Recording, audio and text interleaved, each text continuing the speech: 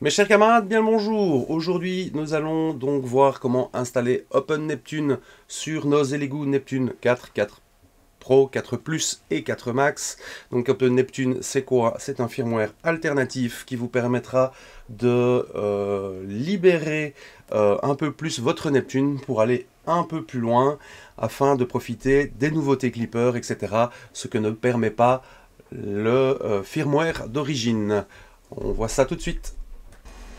Alors avant d'aller plus loin, pendant que je tourne les séquences, je me rends compte qu'il vaut mieux que je vous mette une petite séquence d'avertissement avant de commencer le tutoriel. Si vous voulez pouvoir faire le tutoriel jusqu'au bout, il vous faudra absolument donc le matériel qui est en description, ça c'est une certitude. Il vous faudra aussi que l'imprimante puisse être connectée via un câble réseau, câble RJ45 Ethernet sur votre box. Afin de pouvoir faire le tutoriel jusqu'au bout. Il est aussi très important que vous connaissiez l'adresse IP de la machine avant de commencer, histoire d'éviter toute recherche, etc. Il y a toujours moyen de la trouver autrement, mais ici, ce que vous pouvez faire, c'est qu'avant de commencer tout le tutoriel, vous prenez votre machine, vous la connectez en câblé avec l'ancien firmware, et vous regardez sur l'écran quelle IP elle va avoir. Vu que vous allez continuer le tuto et qu'on va rebrancher la machine, en toute logique, l'adresse IP ne changera pas. Donc elle sera toujours celle qui sera du firmware d'origine. Vu que votre box internet va réapproprier la même adresse IP en toute logique. Je dis bien en toute logique. Mais donc c'est très important à savoir pour continuer, histoire de faciliter les choses par la suite. Allez, on continue. Alors, qu'apporte OpenNeptune finalement aux Elegoo Neptune 4? Donc ici, ce qui va être pris en compte, donc toutes les Elegoo sont compatibles. On va avoir une image custom de ARM-Bian, donc qui est une variante de Debian, donc c'est un Linux. Il faut savoir que vos machines Elegoo en fait sont des micro-ordinateurs avec un système Linux à l'intérieur qui permet de faire tourner le programme Clipper. Clipper est un programme. Donc, on aura donc une image adaptée, on aura les nouvelles versions de Clipper, on pourra ne plus avoir besoin évidemment des firmware d'Elegoo et on pourra faire des updates directement depuis l'interface web. Ici, ça va être possible et autorisé. Alors, vous aurez une nouvelle version du touchscreen avec un petit peu plus d'options qu'ils ont rajoutées pour le leveling, etc. Il me semble en tout cas. Vous n'aurez plus certains services qu'Elegoo a installés et qui apparemment posaient sur certaines machines des problèmes avec l'axe Z. Ils ont prévu des profils Orca Slicer, ils ont prévu le bed adaptatif, une facilité d'installer le Wi-Fi, un printer CFG plus simplifié, les préconfigurations pour les macros LED, etc., calibration PID, le screw tilt adjust, le Axis Twist, ça je ne l'ai pas encore installé sur mon printer CFG, mais ça va venir dans la future version, car je ne vais pas abandonner non plus les firmware d'origine. Vous allez avoir donc le firmware retraction, donc il y a des options que j'avais déjà moi préajoutées dans mon printer CFG qu'ils ont également ajouté. Il faut savoir que je n'ai rien à voir avec le développement d'OpenNeptune, ce sont des gens du Discord de Elegoo qui se sont mis ensemble pour le faire, et bravo à eux, le travail est juste fantastique et ultra bien fait, donc j'ai aucun mérite là-dedans. Moi je vous montre juste comment l'installer et la traduction un peu en français de ce qui se passe, et vous expliquer chaque étape afin que vous n'ayez pas trop de soucis à l'installation. Vous aurez aussi également donc la version CrowNest. Donc CrowNest, c'est ce qui permet de gérer la webcam. Donc avant on avait un ancien programme un peu obsolète sur la version du firmware d'origine qui fonctionne, mais qui fonctionne moins bien que CrowNest. Et donc on peut voir ici que on va avoir une interface en SSH beaucoup plus propre avec des options et il n'y aura plus que à cocher. Donc je vous montre ça tout de suite. Alors une chose qui est super bien avec OpenNeptune, c'est que le GitHub est ultra bien fait. Il y a un petit wiki qui explique tout de A à Z. Donc en toute logique, ce n'est pas bien compliqué. Maintenant, pour des gens qui ne sont pas à l'aise avec l'informatique, etc., ça peut paraître insurmontable, voire très compliqué. Et donc on va tout simplifier ensemble. En tout cas, je vais vous montrer comment installer tout ça. Alors, tout d'abord, il vous faudra le petit adaptateur pour reprogrammer votre puce eMMC. Donc c'est la puce qui contient le fameux Linux, le système d'exploitation, ainsi que le programme Clipper. Donc ça va être la même procédure que celle de ma vidéo sur la restauration de la eMMC. C'est exactement la même chose. Donc ici, je vais aller extrêmement vite dans cette partie-ci, car si vous voulez aller un peu plus en détail, vous vous référez à ma vidéo sur comment restaurer une eMMC pour les égouts. Donc vous aurez soit une petite puce noire comme ceci, hein, qui est au bout, hein, donc qui est à la clé. La puce de la version 2 est rouge, voilà, avec marqué et l'égout. Hein, ce sont des versions 8 Go. Il y a possibilité aussi d'avoir des puces 32 Go. Je mets tous les liens en description, que ce soit le GitHub, le wiki et le lien pour acheter le petit adaptateur eMMC, ainsi que peut-être la puce 32 Go, ce sera la même page de toute façon.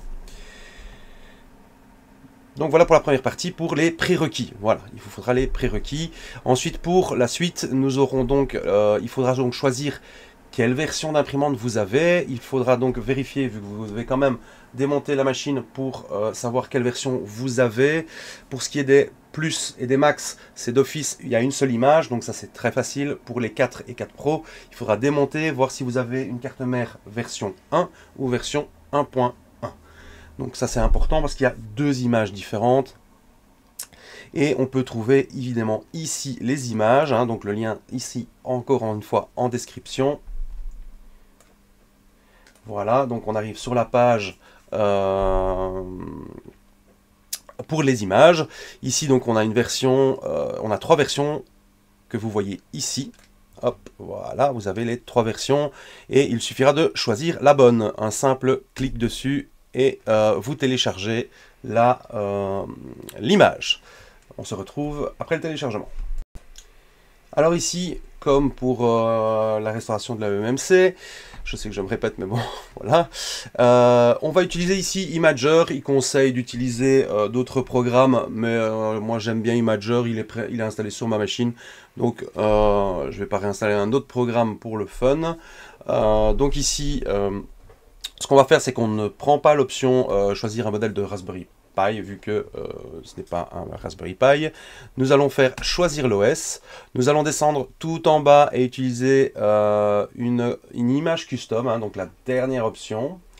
Ici ensuite, ce qu'on va faire, c'est qu'on va aller là où on a téléchargé notre image. Il va falloir la dézipper, il va falloir extraire de l'archive l'image.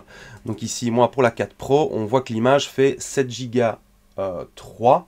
Alors que ce qu'on a téléchargé fait 1 Go 5. Donc voilà, soyez bien attentifs et donc vérifiez que l'image est correcte. On va sélectionner notre image. Bien évidemment, j'ai branché l'adaptateur avec la eMMC sur l'ordinateur et il est reconnu ici. Je le sélectionne, je fais suivant. Je dis évidemment que non. Et ici, je dis évidemment que oui. Donc la première, c'est si je voulais modifier des choses, ce n'est pas le cas. Et la seconde, est-ce que je veux bien écraser ce qu'il y a sur la puce? Et là, je dis oui. Et là, on va donc avoir l'écriture qui prend un certain temps. Et donc, on se retrouve juste après. Alors voilà, maintenant donc l'image s'est installée correctement, j'ai fait OK, vous allez avoir la clé qui risque de se déconnecter, etc. Vous dire qu'il faut la formater et tout ce qui s'ensuit, vous n'en tenez pas compte, vous ne reformatez rien du tout. Vous remettez la puce eMMC dans la machine. Alors il va falloir aussi que vous fassiez bien attention pour la version 4 que j'ai ici. J'ai accès à le port micro SD de la carte mère, ce qui n'est pas le cas sur les plus et les max, il me semble. En tout cas sur ma plus, c'était pas le cas. Et donc ici, il n'y a pas l'accès au petit port micro SD. Donc quand votre machine est démontée, ce qu'il va falloir faire, c'est que enlever le cache avant de la machine. Donc il y a 4 vis pour les 4 plus et les 4 max. Vous aurez 2 vis ici qu'il faudra démonter à chaque coin, ainsi qu'à l'intérieur, vous aurez 2 petites vis qui est vraiment à l'intérieur, ici en dessous, hein, plus ou moins au centre. Il y aura 2 petites vis à enlever pour pouvoir enlever le cache.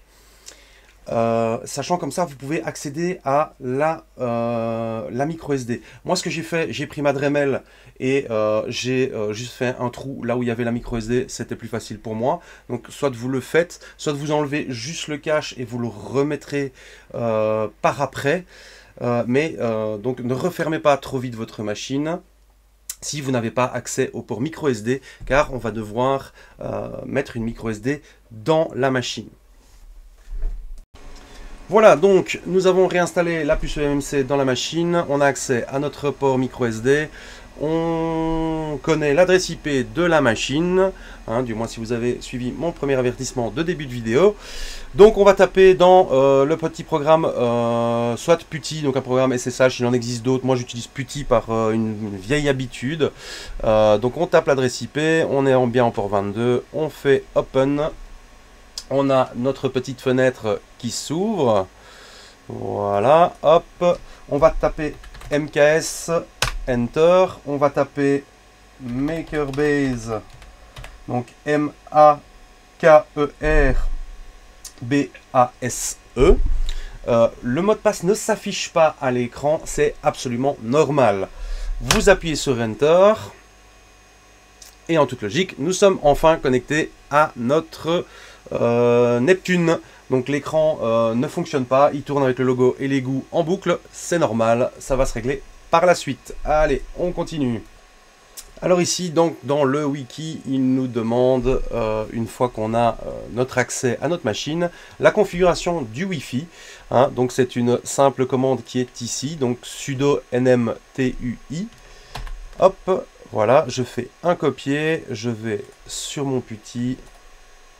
Alors pour coller dans PuTTY, hein, c'est le clic droit de la souris pour faire un coller et pas un CTRL V.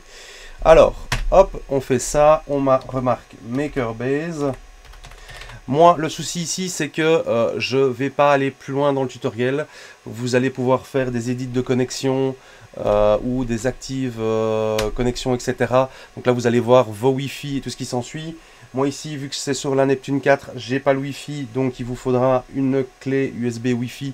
Et là, je vous renvoie sur mon tutoriel qu'il y a sur mon GitHub, hein, donc toujours les liens en description.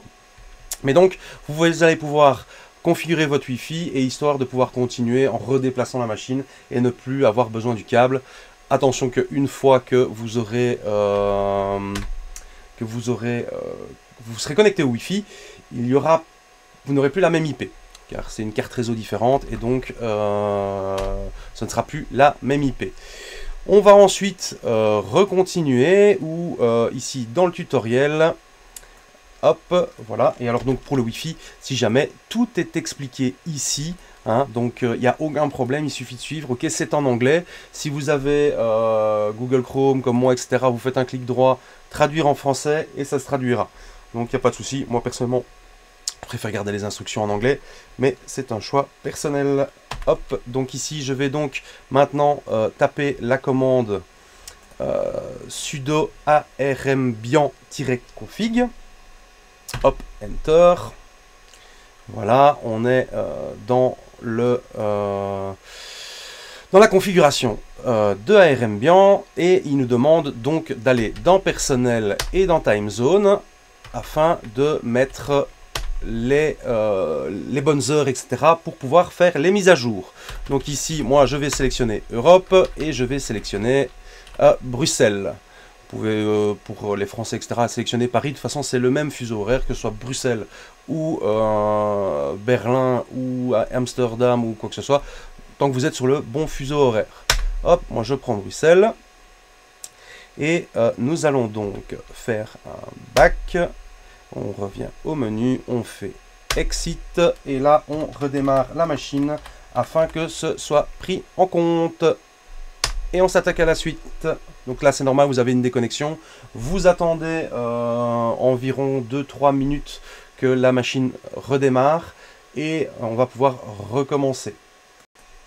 Alors voilà, la machine a redémarré. On peut voir que sur notre écran, hop, si je zoome un petit peu, voilà, ça ne change pas grand chose au niveau de la taille du texte. Vous allez avoir donc l'heure ici et voir si elle est bien correcte.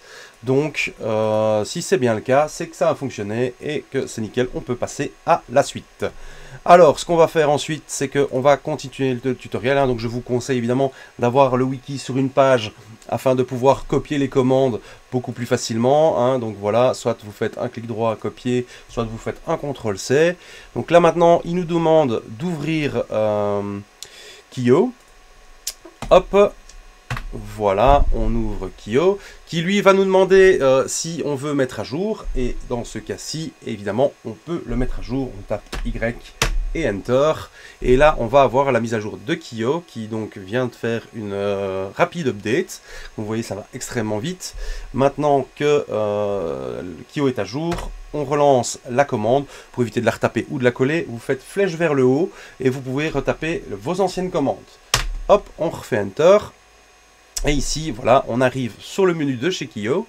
Et ce qu'on va faire, c'est qu'on va donc sélectionner l'option 2. Ah oui, donc autant pour moi, vu que Kio vient de le mettre à jour. En version 6, ici, il nous demande de faire l'option 2 dans le tuto. Le souci, c'est que c'est pas du tout il y a un petit truc qui a changé. Donc ici, on va mettre yes, on va passer sur la version 6 et voir comment ça se passe. Voilà, donc là, on va refaire une update. Voilà, donc ça c'est bon. Maintenant qu'on a bypassé l'option de la version 6, donc maintenant on est vraiment dans le main menu de Kio. Donc on voit ici main menu, donc bien faire attention. Donc si vous avez un menu précédent comme je l'ai eu, il faudra appuyer sur 1. Donc là on va faire une update de tous les programmes. Donc ici je sélectionne l'option, je tape option 2. Je fais Enter, et là, ça va prendre certainement un certain temps. Alors, il demande le mot de passe. On tape toujours MakerBase, on fait Enter, et là, on a toutes les mises à jour qui se lancent. Dès que c'est fini, donc si jamais vous voyez qu'il y a une erreur ou quoi que ce soit, il faut bien évidemment bien lire l'erreur. Ici, j'ai une petite erreur sur une mauvaise IP a priori. Donc là, on voit que j'ai une erreur. Maintenant, c'est juste pour une update, donc ce ne sera pas forcément catastrophique pour la suite. Mais donc, bien vérifier qu'il n'y ait pas d'erreur, que tout s'installe correctement. Donc vous voyez que ici, ça s'installe. Je vais vous épargner les attentes et je vous reprends juste après les updates. Alors maintenant qu'il a fini de chercher un petit peu ce qu'il devait mettre à jour, etc. Ici moi je vois que j'ai une erreur, donc j'ai un 502 avec une mauvaise passerelle, donc un bad gateway. Donc il va falloir que je regarde un petit peu à ça, mais ce qu'on va faire c'est que ici normalement il faut faire un update all, d'accord. Moi je l'ai lancé, ça n'a pas voulu faire. Donc ici on voit que par exemple pour fluide, voilà, j'ai la version 1.2 qui est sortie, on a la version 1.1 installée. J'ai fait juste le 6, ça a fonctionné. Donc ce qu'on va faire, c'est que si vous voyez que le update all ne fonctionne pas, on va faire un par un. Et donc là, ici, je vais faire 1. Je vais donc mettre oui pour updater Clipper. Yes. Voilà, ça s'installe.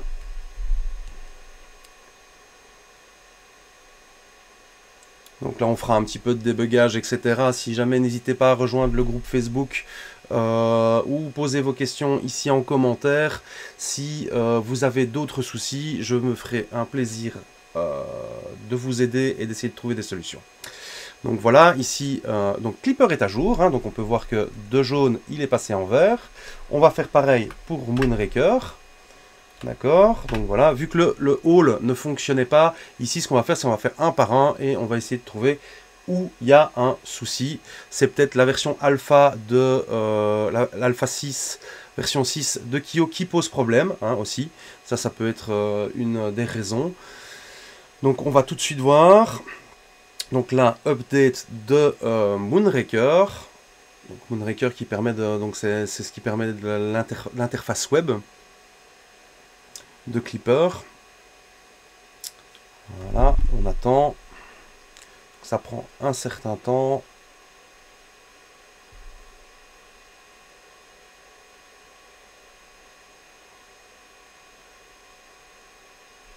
Je vous reprends quand c'est terminé. Voilà, donc je vous ai épargné toutes les lignes de commande, etc. L'installation, la mise à jour de Moonraker a fonctionné. On passe donc maintenant au 3 pour Mainsail. Hop, 3. Et on fait la mise à jour. On va faire exactement la même chose pour Fluid. Donc ici, donc Mainsail va extrêmement vite. Je vais faire la même chose pour Fluid. Donc Mainsail et Fluid, ce sont une partie de l'interface web que vous allez avoir. Donc ici, grâce à Open Neptune, vous allez pouvoir choisir entre l'interface Fluid ou l'interface Mainsail. Donc c'est un petit peu différent. Si vous avez l'habitude d'être Fluid, je vous conseille de rester sur Fluid. Par contre, si vous avez d'autres machines sur Clipper et que vous êtes sur Mainsail, eh bien ici vous avez la possibilité d'utiliser Mainsail. Donc voilà, donc on a mis à jour tous les paquets Clipper et ce qui en découle. Et donc maintenant on va essayer de faire l'upgrade du système. Donc ce sont des mises à jour de sécurité, des mises à jour de programmes, etc. qui permettent de faire tourner l'OS. Donc on va taper 11 pour l'upgrade. Voilà, alors ici, il indique tous les paquets qui doivent être mis à jour. On va donc mettre yes, et là, ça va prendre un très long moment. Donc, je vous retrouve juste après. Voilà, donc toutes les mises à jour sont faites. On peut voir que je n'ai plus d'update système à faire, d'upgrade système à faire. Toute la partie de gauche, donc la version courante que j'ai, tout est en vert, donc tout est à jour. Donc maintenant, ce qu'on va faire, on va sortir de Kio en appuyant sur B, Enter. On revient au menu principal et là, on appuie sur Q. Et maintenant, on va donc continuer le tuto. Donc ici, on arrive à ce point-ci. Voilà, pour l'installation. Et donc, on va utiliser la très longue commande qui est ici. Si vous vouliez simplifier, il y a un petit bouton ici qui permet de copier directement la ligne de commande. Donc, encore une fois, c'est super bien fait. Je retourne sur mon SSH, je fais un clic droit pour que la commande se colle. Donc elle est assez longue. Et on va appuyer sur Enter et voir ce qui se passe pour la suite. Donc là, ici, on a encore des téléchargements qui se lancent. Et maintenant, voilà. Nous avons donc installé la partie Open Neptune. Donc maintenant qu'on a installé ceci, on va utiliser cette commande-ci. Encore une fois, j'appuie sur le petit bouton pour copier. Le clic droit et Enter. Alors, ici, on attend. Donc déjà, j'ai un petit souci comme quoi il ne trouve pas le fichier. Mais, a priori, ça ne pose pas de problème pour la suite. Donc voilà, ici nous avons donc le menu Open Neptune, donc c'est ce qui permettait donc de simplifier l'installation. Et ici, donc, il nous demande de sélectionner l'option 1 pour l'installation des updates d'Open Neptune et du printer.cfg, ce que nous allons évidemment faire tout de suite. On appuie sur 1, on appuie sur Enter. Ici, il vous demande quelle machine vous avez. Vous appuyez sur votre modèle.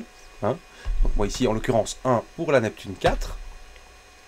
Ici il va vous demander donc de quel moteur lesquels moteurs vous avez. Donc soit la version 0.8 A ou la version 1.2 A. Si vous avez acheté votre Neptune récemment, c'est pratiquement certain que vous avez la 1.2. Si vous voulez absolument savoir, dans mon GitHub, donc je vais mettre le lien directement dans la description pour vous dire ok, il faut vérifier la version des moteurs, etc. Pour savoir laquelle. Moi ici, en l'occurrence, vu que c'est une des toutes premières Neptunes, c'est la version 0.8. Donc voilà. La version du PCB, le PCB étant la carte mère, et donc vous avez dû télécharger l'image en conséquence. Ici, moi c'est une version 1, donc j'utilise encore une fois l'option 1. Hop, Enter. Et là, il va générer le printer.cfg automatiquement en fonction de votre machine. Donc ici, il me demande si je veux bien faire la manipulation. Je mets yes. Donc Y, Enter.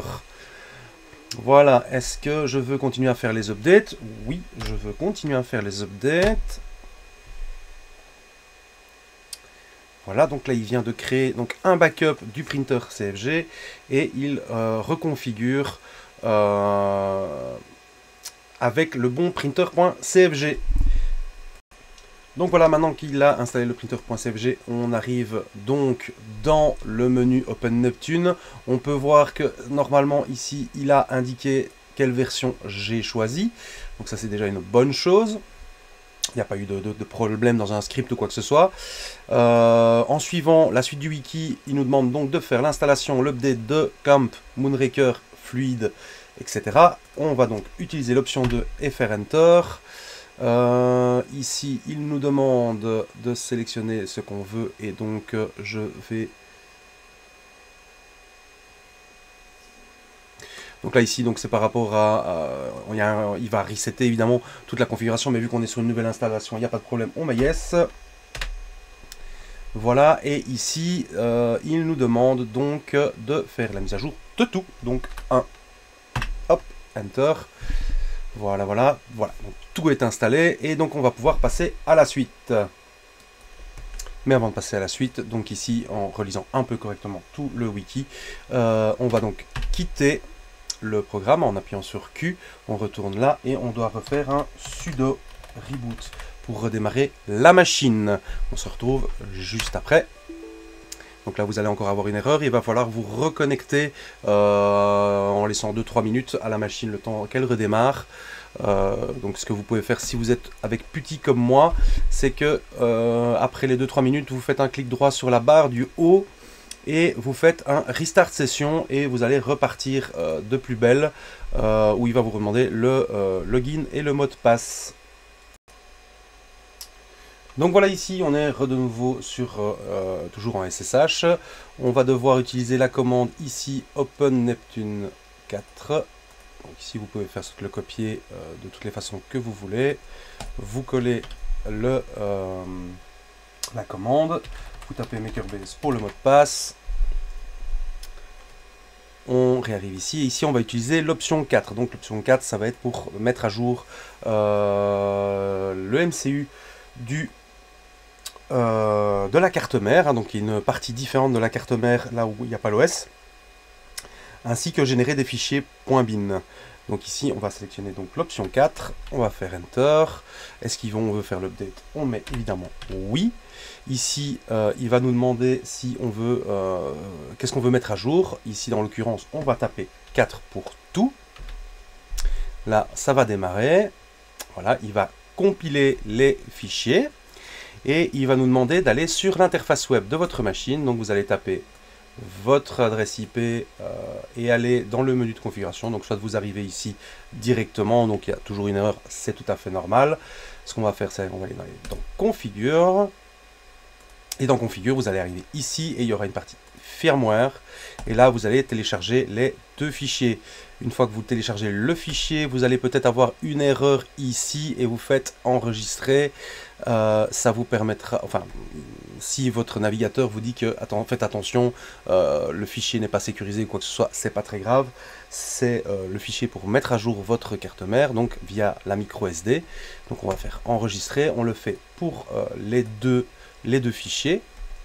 Voilà. Ensuite, on copie ça sur une carte SD. Donc, hop, je vais remettre ma carte SD. Vous allez dans vos téléchargements. Hop, je reviens tout de suite. Clac. Hop, hop. Voilà. Il a ouvert. Donc moi ici, j'avais déjà copié les deux fichiers .bin sur ma carte SD. On ne va pas plus loin. On retourne sur Putty. Il nous demande de voir si on a bien téléchargé les fichiers. On met que oui. Donc avant de continuer, il faut bien télécharger les fichiers. Je mets que oui. je mets Enter. Ici, il nous demande si on va avoir besoin d'utiliser le Pico. Donc c'est pour l'accéléromètre. Ici, ce ne sera pas le cas, donc ce sera S pour skip, pour passer. Et là, il va faire donc toute l'upgrade. Alors moi, je l'ai déjà fait juste avant parce que j'avais oublié de lancer mon enregistrement. Et donc ici, donc vous allez attendre patiemment que ça se termine. Vous ne mettez toujours rien dans la micro SD. Vous ne mettez toujours rien, vous ne mettez toujours pas la micro SD dans la machine, et on se retrouve une fois que tout a fini de compiler. Donc voilà, ici il a fini de compiler, et ce qui va se passer, c'est qu'il va faire un reboot, un redémarrage automatique de la machine au bout de 20 secondes. Ici on voit le décompte, on va avoir encore une erreur comme quoi on perd la connexion, voilà. On attend sagement quelques minutes le temps que ça redémarre, et on se retrouve après pour la suite.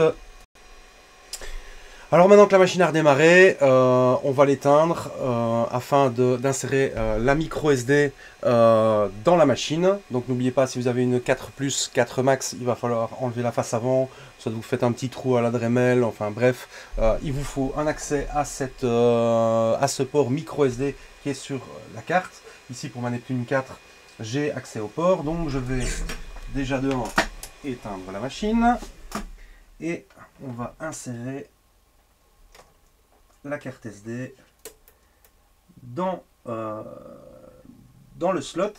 Attention que là, les parties électroniques un peu cuivrées doivent être vers le haut de la machine, d'accord? Donc c'est un peu à l'inverse.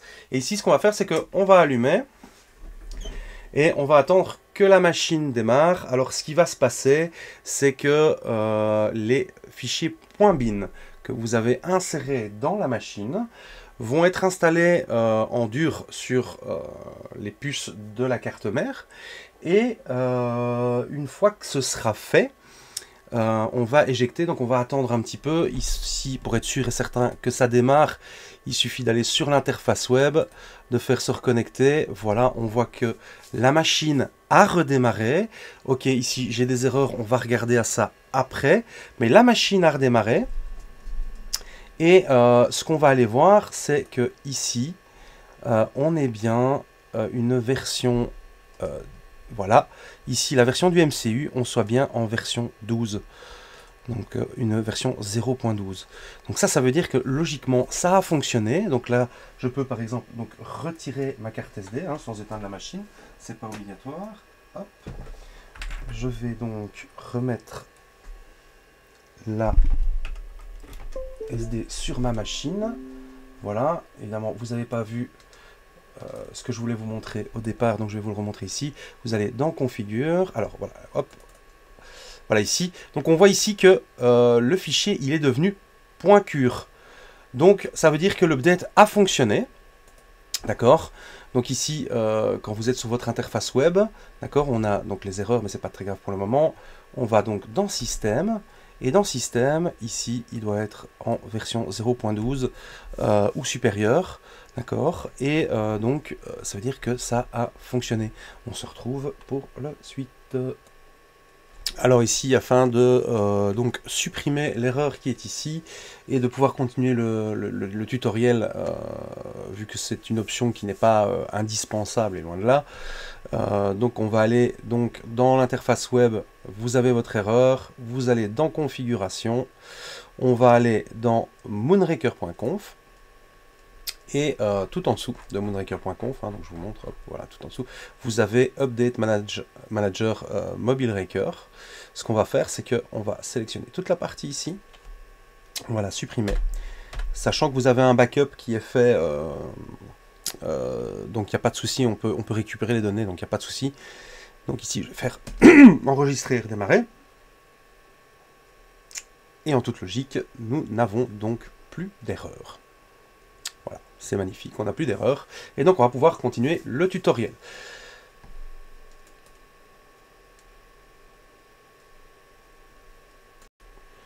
Voilà, on approche tout doucement de la fin, donc on a toujours notre écran qui est en train de faire un joli petit démarrage en boucle. Donc ici, ce qu'on va faire, c'est qu'on va refaire la commande Open Neptune. Donc je retourne, hop, voilà ici. Tac. Ah, je dois me reconnecter.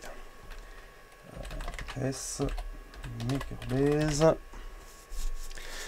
Donc voilà, donc maintenant ici on retape la commande Open Neptune pour retrouver le menu qui est celui-ci.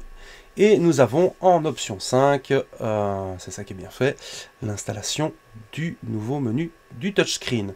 Donc ici on va utiliser l'option 5, on va faire Enter, on va donc mettre Yes.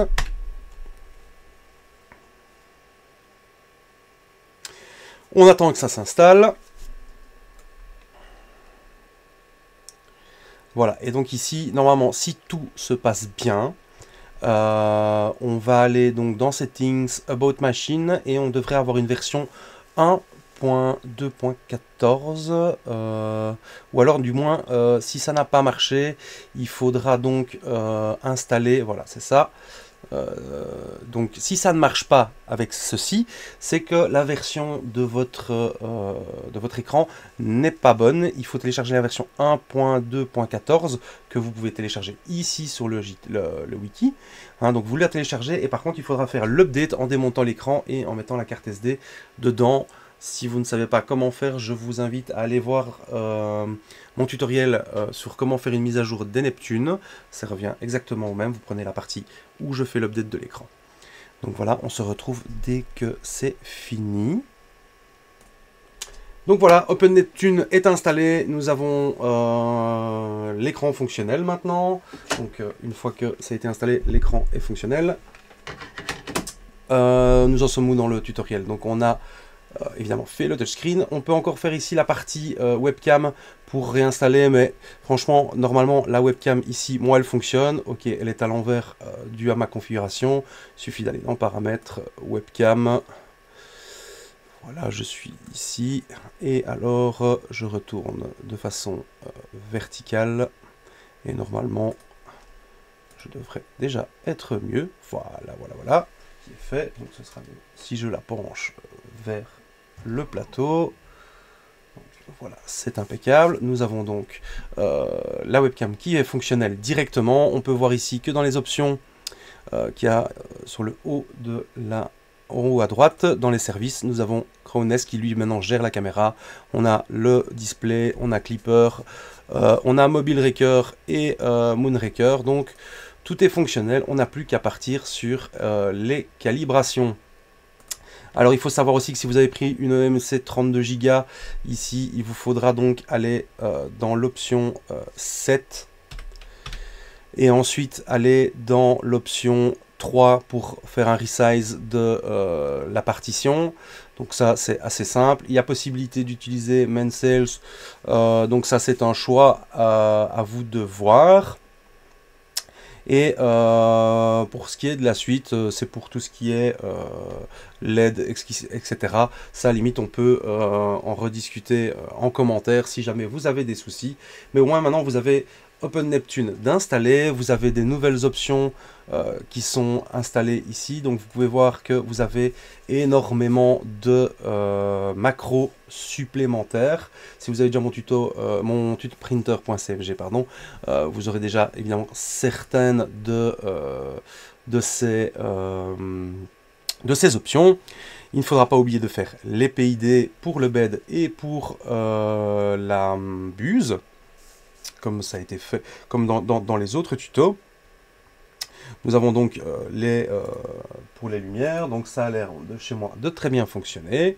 Donc voilà, et on va essayer de refaire un petit tour de toutes ces macros pour vous montrer à quoi elles servent.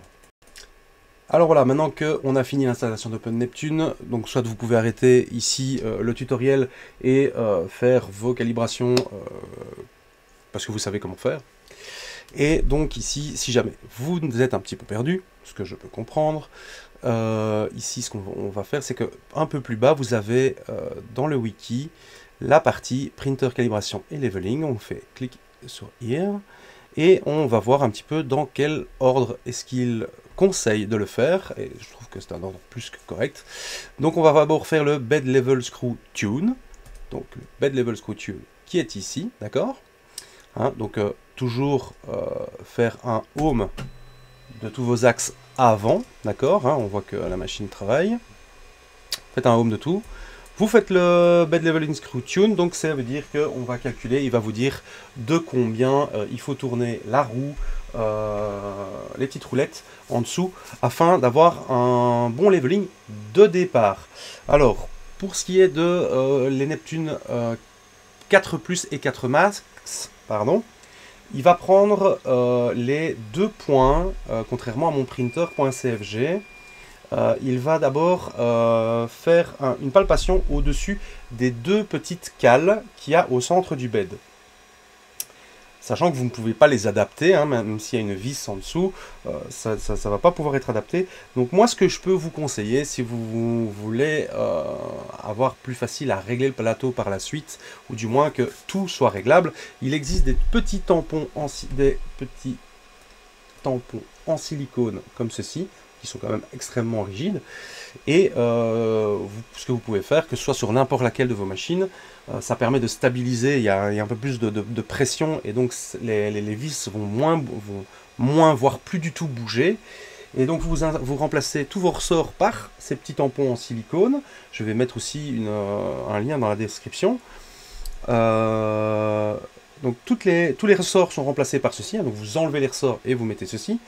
Et les 2 petites cales, vous pouvez également mettre ces deux petits tubes en silicone afin de pouvoir, avec la vis, resserrer et adapter. Car avec cette version du Screw Tilt, il y a la possibilité, donc il va prendre la première cale comme référence et vous allez pouvoir adapter la deuxième et avoir un plateau bien plus plat dès le départ pour continuer la calibration. Maintenant que vous avez fait donc votre Screw Tilt, que vous avez un résultat proche de 0 ou en tout cas en dessous des 5 minutes, ce serait l'idéal.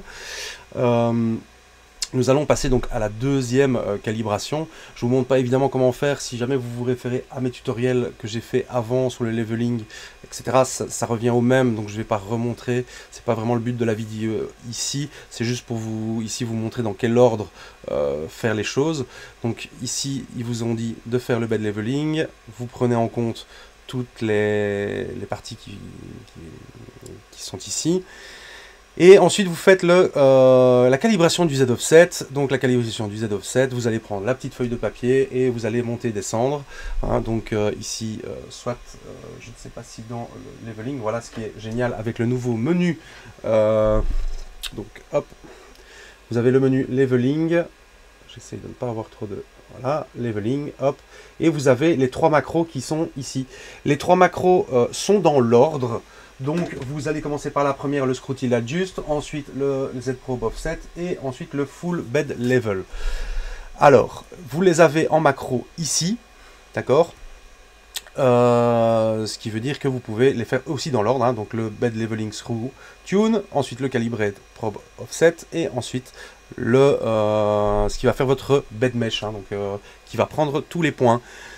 Voilà, donc ça c'est pour la partie calibration pour votre leveling et ce qui s'ensuit. Il ne faudra pas oublier de faire les PID, hein, donc il y a un petit bouton PID également ici.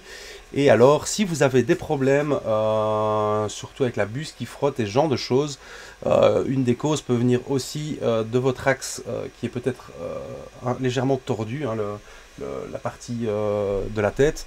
Et alors ici, vous avez le Axis Twist Compensation. D'accord, et donc cet axis, je ne sais pas s'ils en parlent ici, ils en parlent bien des PID, ensuite vous faites le flow, la rétraction et tout ce qui s'ensuit, le pressure advance, et voilà, donc ici vous avez donc la documentation, il faudra donc faire un home avant et vous cliquez sur la macro pour la compensation. Et ça, vous faites un save après et ça enregistrera. Voilà pour les calibrations. Donc maintenant que c'est terminé, vous allez pouvoir donc profiter d'Open Neptune. Si vous avez besoin de plus d'explications, n'hésitez pas à me contacter, à me mettre en commentaire si vous avez besoin de plus d'explications. J'essaierai de me faire un maximum pour y répondre. L'avantage ici, c'est que maintenant vous avez plus d'options. On peut aller plus loin dans la configuration de Clipper. Dans les mises à jour, ici maintenant, vous pouvez faire les mises à jour sans souci via l'interface web, etc. Donc il n'y a pas de problème là-dessus. Voilà, hop, ma machine redémarre. On peut faire ici, on voit que le bed mesh également a une petite mise à jour. On peut faire la mise à jour. Donc là maintenant, on peut aller plus loin, on peut profiter des nouvelles avancées dans Clipper sans attendre que Elegoo fasse la modification. Donc voilà, ce qui est le gros plus d'Open Neptune, c'est ça, c'est de pouvoir aller un peu plus loin. On va pouvoir prendre des écrans comme celui-ci que j'ai fait un petit spoil pour pouvoir contrôler à distance sans fil. Hein, d'accord, là ici c'est juste le fil d'alimentation, mais je peux me balader avec ce petit boîtier et me connecter à toutes mes Neptunes en même temps sur le même boîtier et les contrôler à distance. Donc ça c'est très sympa. Je travaille aussi avec la Neptune 4 Plus sur le fait de pouvoir changer le palper par celui de chez Big3Tech qui est bien plus précis et qui permettra un bed mesh beaucoup plus rapide. Donc voilà, donc il y a plein de nouveautés qui peuvent être installées maintenant. Mais en soi, donc ici vous allez garder une imprimante avec les mêmes fonctionnalités, la même qualité d'impression, etc. N'oubliez quand même pas de refaire les calibrations. Et moi je vais essayer de continuer de reprendre un bon rythme dans les tutoriels. Donc ici sur Open Neptune, si vous avez besoin, n'hésitez pas, je me ferai un plaisir de le faire. Et ensuite je m'attaquerai clairement à des tutos plutôt basés résine avec les configurations et les calibrations des Saturn 4 Ultra et Mars 5 Ultra de chez Elegoo, donc des impressions résine, ainsi que des tutoriels sur les scanners 3D RevoPoint. Donc n'hésitez pas à suivre la chaîne et à vous abonner pour de nouveaux tutoriels, vu que je vais m'acharner là-dessus. Les vidéos de présentation, il y en a plein partout, donc autant faire des tutoriels qui servent à tous. Je vous souhaite à tous une excellente journée, j'espère que tout s'est bien passé. Longue vie et prospérité et que la force du print soit avec vous.